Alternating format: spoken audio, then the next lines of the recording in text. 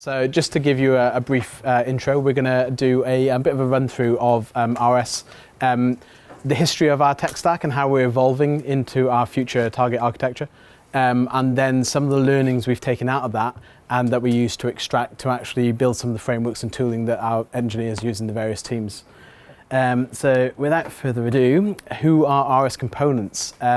Usually it's the largest company you've never heard of. Well, that's at least was when I joined anyway.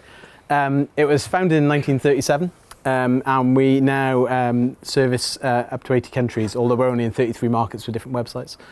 We've got over 2,500 suppliers, 500,000 products on our website with over 1 million customers. And we ship out a grand total of 50,000 parcels a day. We're not a small e-commerce player, we're one of the biggest B2B e-commerce players in the world. You've just probably never heard of us. And some of our customers, this nice array of various logos that you can read for yourself. I'm not going to read them out. We basically, because we supply electronic components and widgets and stuff to different companies, we tend to operate in like the utility sectors. We're the company that powers the companies that are actually delivering lots of services to that we all use. So, RS Components. It's been going for quite a while. The website launched in 1998. It was one of the first e-commerce websites in our industry, and it was built on one monolithic code base. It's quite a large Java monolith. It's got a lot of old technologies in it. It was never really updated in 20 years. It's just evolved on that 1998 start point. I'm sure probably lots of you have worked in similar places where things were a bit old. The developer experience was just like dire. It takes like 12 minutes to actually restart the server every time you make a change to things. So you make a bit of Java change or JSP change, 12 minutes later, you'll see if it's worked or not. Doesn't lead to very productive teams. We were operating on a 3-week release cycle, and all teams had to release at the same time. So all the engineering teams had to combine all their changes, you get all the merge conflicts, all the problems, all the testing. It was not a very smooth release at all. So we obviously wanted to change that. I've put up a really simple view of what the monolith looks like. It's a big box with stuff in it. As you can imagine, there's a mix of front-end text along the front. A large chunk of the site is jQuery, old jQuery. There's one part which is Angular and a couple of parts React. You can guess how this progressed. Started with jQuery, someone introduced Angular, then we started to move to React, and then we got to the point where, you know what, this monolith isn't working for us. So, RS Components today, we're on a bit of transformation. We started it in 2018, which is actually amazing. It doesn't feel that long ago, but it is 2018. We're trying to redo everything around the DevOps principles, so we're moving to a much more agile, continuous integration development type thing. We're moving to the cloud at the same time out of our monolith, so AWS is our chosen thing. One of the main benefits to us was the fact that we now are operating independent teams. So all of our teams could and can deploy things independently and modern technologies. We used it as an opportunity to move away from our quite archaic and sometimes archaic technologies that are used inside the monolith. You know, our front ends are now purely React, which I'll get to on this slide. I'm not going to talk about it now. So we split into multiple layers. Streaker.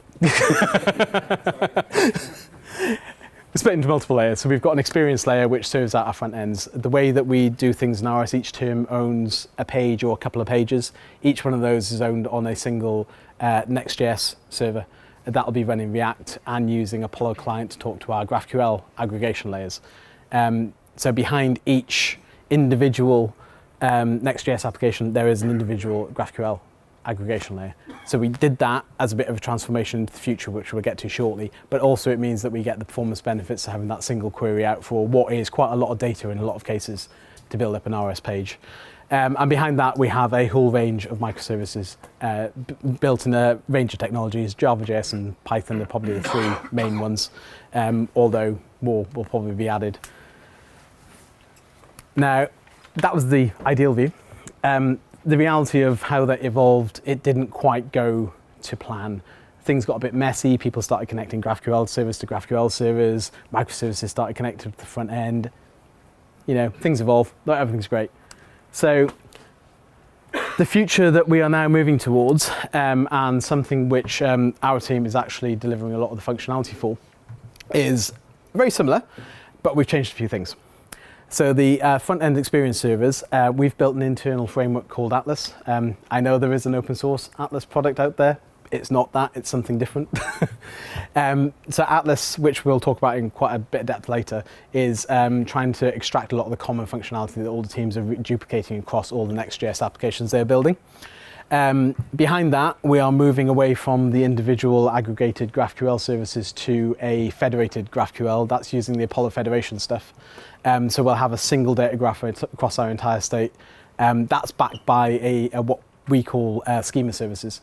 So these are, each schema service has a high-level data type. So take product as an example. It will own everything to do with product and then connect up to all the underlying microservices. All those are federated into that single data graph. That is the target of where we're moving towards. Some of this is already happening. Some of this, like the federated data graph, we're currently doing a POC at the moment and proving that this works and testing out some of the technologies involved. As I mentioned, the frameworks team is very much focused on extracting the common stuff from all the various other teams and trying to stop them duplicating effort. So in the example we had before with like the Next.js servers and the thing, I mean, for those who've built Next.js apps, there's a bunch of boilerplate you have to write with every Next.js app. There's a bunch of standardized RS things that we have to put into each application that we stand up, like, you know, the logging, the putting out of metrics, the health checks, all those kind of like just boilerplate things you have to do, which usually rounds up about 300 to 400 lines of code.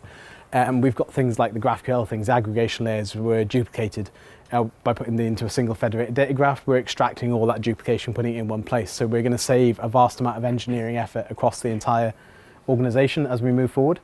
So the three bits that we are focusing on at the moment, one is a shared component library. Everyone does one of these, right? It's going to be design system backed. The design system is currently being developed. It's going to be shared across all the teams. The powered by design tokens and using style components and style system to actually put the theming into the actual library, so that we can actually, in theory, change the design system, change design tokens, component library updates. Hey presto, Bob's your uncle. That was also inner sourced. The way we're doing that, we did initially come up with the concept that we'd have like a single team like managing the entire release process of that component library, but that doesn't really work. There's too much stuff going on. There's too many people involved. So we're actually trying to keep like core components into one team and then federating out the actual ownership of all the other components to all the other teams that own those particular things. So say our basket page as an example, the team that manages that would own the components that are very basket related. Product page might own product cards and things like that. So each team will own the components that they're most interested in, and they'll be responsible for merge requests and signing off and all that kind of thing. The federated data graph we talked about a little bit already. That will put in place a complete single data graph across the entire organization. So all connections from our front-end experiences or external APIs will go via the federated data graph. So we have a single point that we can push through. As we mentioned, that's using Apollo Federation, and it'll have that distributed schema via the federated schema services. It'll provide access to all data that we have. Everything will be there. I don't know if any of you are familiar with the Apollo Federation offering, but that also offers deep hooks into CI/CD, so that we can actually ensure that when we're making changes to our schemas, it's not actually going to break any of our downward things, because it actually runs tests against our live traffic to make sure that there's no breaking changes, or warn us that there's breaking changes, and then we can decide to go out or not, and gives us great insights into what that actually delivers for us. So we can actually see down to, we can assign client IDs to individual either teams or external clients or whatever, and actually track all the usage of their the GraphQL layer that they're actually doing, excuse me, down to quite a low level of detail, and figure out then if people aren't upgrading, we can chase them to upgrade and so on and so forth. It's really quite cool stuff. And then lastly is Atlas. So Atlas, as I mentioned, wraps Next.js and a whole chunk of other stuff.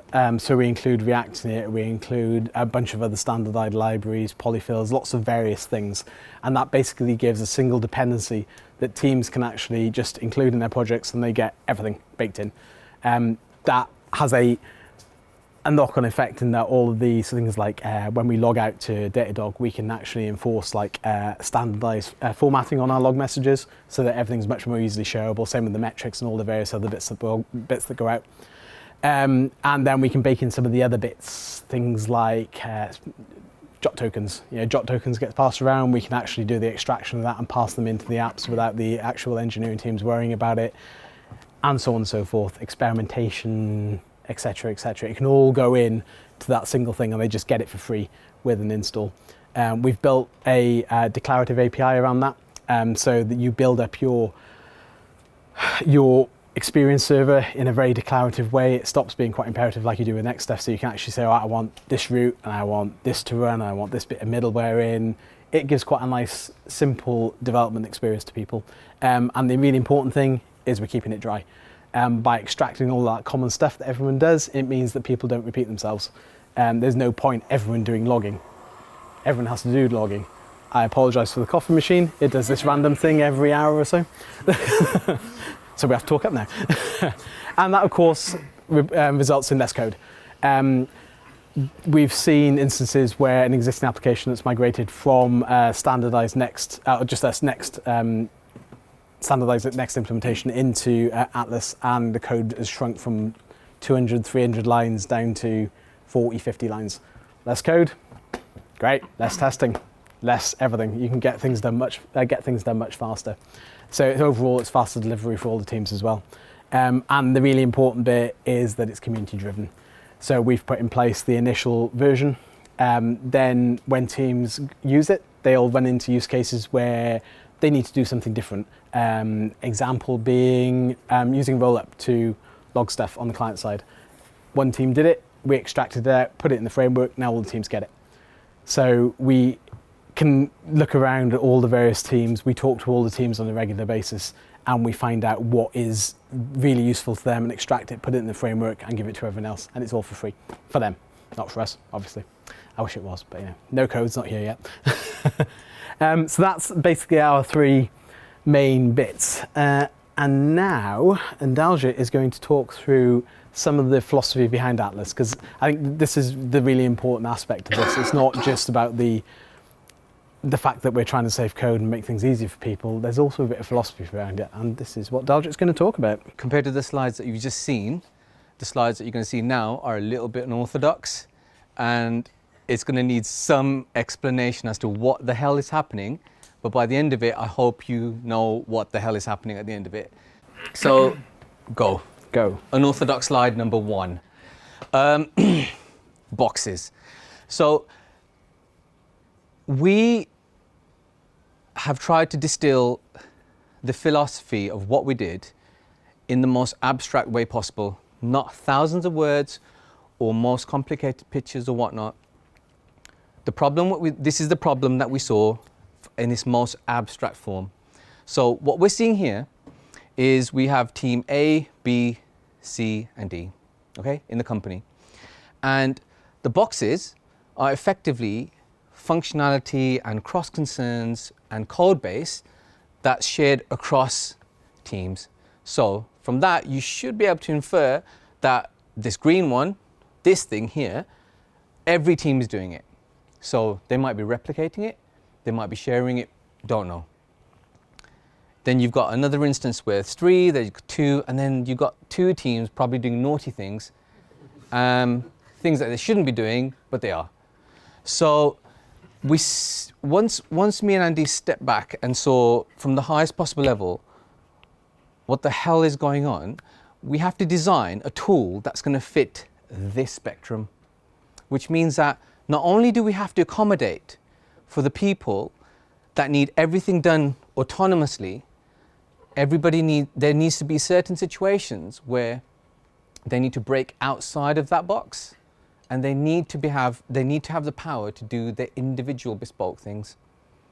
So I hope bizarre picture 1 now makes sense. Yeah? Cool. So this is the problem. This is the problem domain that we had at the highest possible level. All right. Bizarre slide number 2. It gets weirder. Don't worry. It gets weirder. Right. Okay. Okay. So how many people are human? Wow, some I'm people are really really worried honest. at the number of people who didn't put their hands up. Some people are really honest. All right, cool. So, from our perspective, the most successful systems that you interact with, the problem occurs in this region where the human will interact with the machine. If this is too complicated or too dangerous, nefarious, or just plain horrible, this relationship won't work. It can be an API, it could be a car, it could be a VCR, but I doubt most of you will know what a VCR is, right? So I'm going to explain, I'm going to use the age-old explanation here, and I'm going to explain the iPod. There were MP3 players before the iPod. But for some reason, the iPod succeeded where the others failed, okay? That problem occurred here, where the human met the machine. And the problem was that the machine exposed itself to the human as a machine, not as a human. This is here to service that. And if you do not take into consideration the contract between those two things, your product will fail. There's no magic in it. That's the magic right there. So, in effect, what we sat back and thought about was, well, how do we design a tool that when this gives instructions to this bit, it's not complicated from this side. I didn't do that. So this is what we spent a lot of time on. There was a lot of trips to Starbucks, a lot of thought experiments, a lot of proofing, a lot of debates, a lot of discussion, a lot of arguments around this thing here. If you don't get that right, you have a failed product.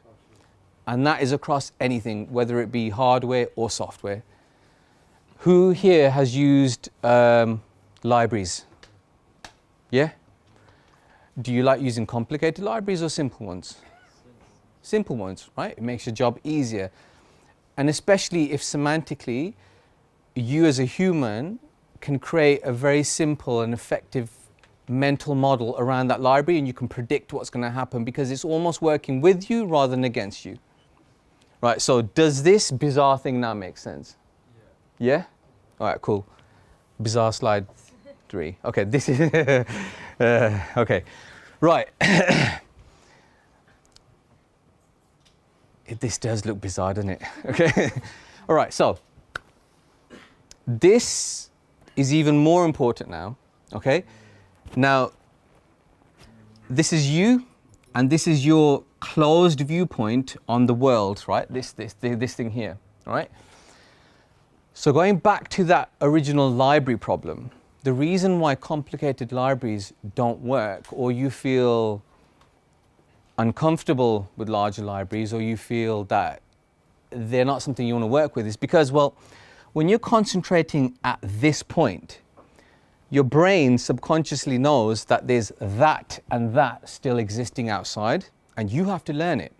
So if you're looking at this bit, well then the bit that's invisible that you're aware of subconsciously is this bit, okay? So the next part of the experiment, the next planning phase, design and deconstructing the problem was, well, we don't want people to have a small view and then be apprehensive that, well, if they're seeing this section of it, this and this is something they still have to learn. Could be quite complicated, it might not work. So the framework we produced compresses the problem. It compresses the problem down so that your viewpoint, although you're looking at that, the rest of the thing that you have to learn is small in comparison. So if I build an analogy, it's like El Capitan. Everybody know of El Capitan? big sheer face in California. You must have watched that video. Okay.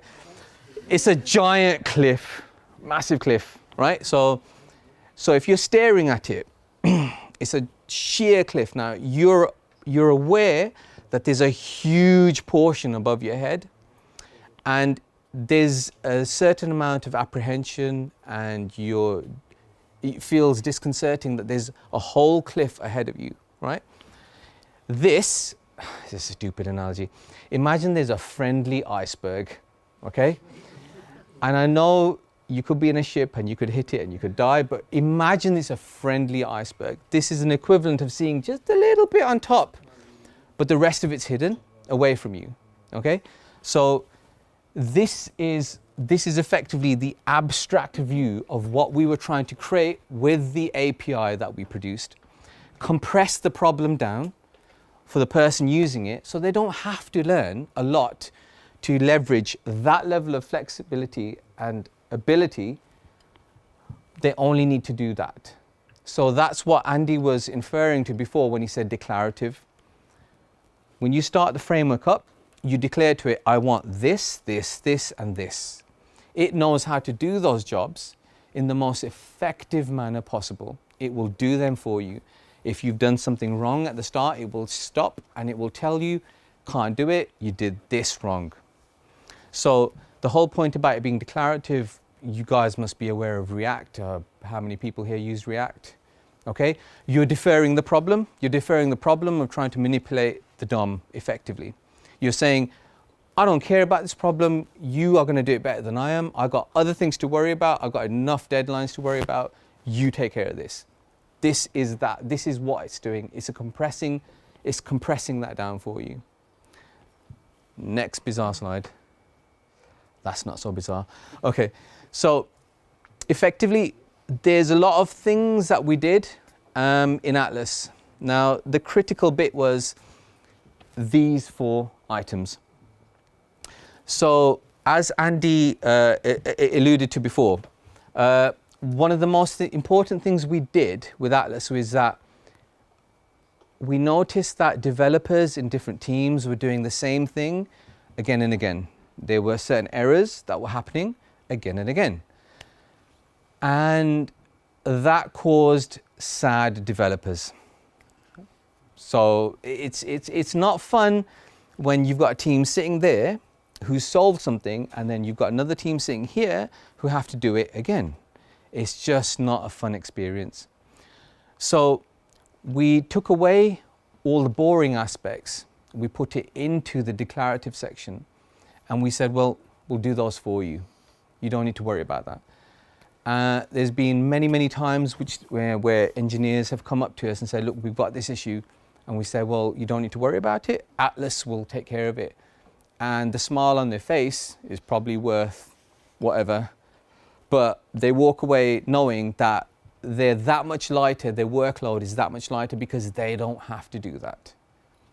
So the way to get to that is community-led, which means that you have to go out to everybody who's going to be affected by that problem, and you have to ask them, what's the problem that you have with the way that you currently work? And if there was a utopian solution, what would it do for you? You take the utopian solution and you build towards it. So we've taken specific RS centricities, rules, things you must do, which are boring, and Atlas does them for you. So for instance, we use Datadog within the company to log out. Except for the fact that when you create the log message, it has to be in a very specific format for it to be hoovered up, sent to Datadog, that it can be automatically reported on. And we noticed that teams are doing it different and things were breaking. So that as a rule set was sucked up, put into Atlas. Now, what Atlas will do that for you. Now you can augment the message, you can change it, but it will do that for you. This is the biggest win that we've had, which is fix once, fix everywhere. since the framework now does the heavy lifting for you, if there's a bug that one team experiences, or there's a bug in the framework, which we've had, we fix it, and then we version it, we create release notes, and suddenly every team that updates to that dependency gets that for free. So it could be bug fixes, it could be functionality, it could be whatever. There's been cases where a team's come up inadvertently with an idea which is pretty genius. We've implemented it in RS, and now that as a feature set is available to everybody. And this is probably the most critical difference. This is the most critical point out of all of it. This is what's helped people, because now when they're developing, they're getting everybody else's bug fixes, everybody else's functionality, everybody else's feature requests, and they get it for free, which means that when they do their development, it's almost as if they're being protected by some kind of hidden force. Well, it's not a hidden force, it's Atlas. That whatever you do, if you stay within this bubble, we will protect you effectively. And if there's something wrong, we will notify you. We'll let you know in a console message. You haven't done this. If you don't fix this, you're going to get obscure bugs in your code base, and we're not going to run. We're not going to run this server until you fix this problem. I know that because I've experienced those bugs. It's probably me that put them in, but this is by far the most critical thing. Next one. Okay.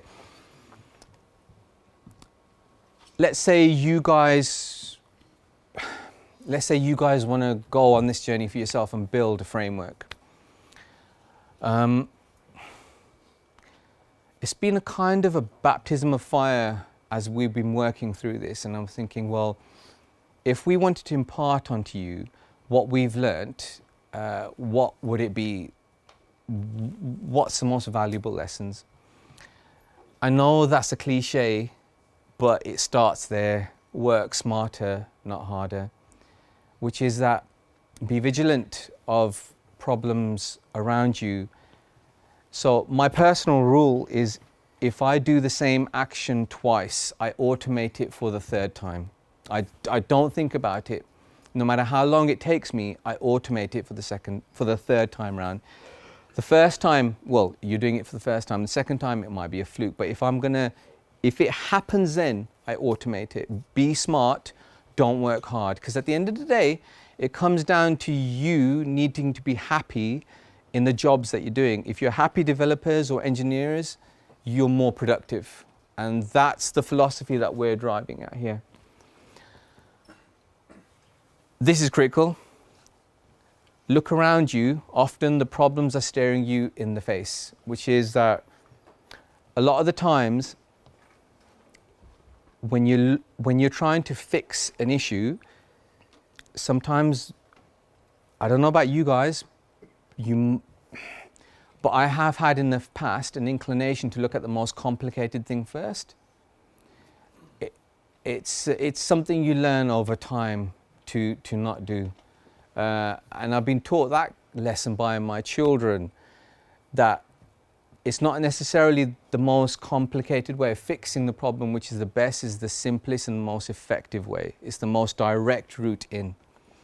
So if something is really, really getting you, a problem is really got your back up against the wall, step back and actually just focus on the problem and see what the problem is, understand the problem. Build solutions to the problems directly in your line of sight. Do not prematurely optimize. Don't build for things that haven't happened yet or you think they're going to happen, because you will waste engineering effort. And if you've got a small team, the worst thing that you can do is waste the resource that you have.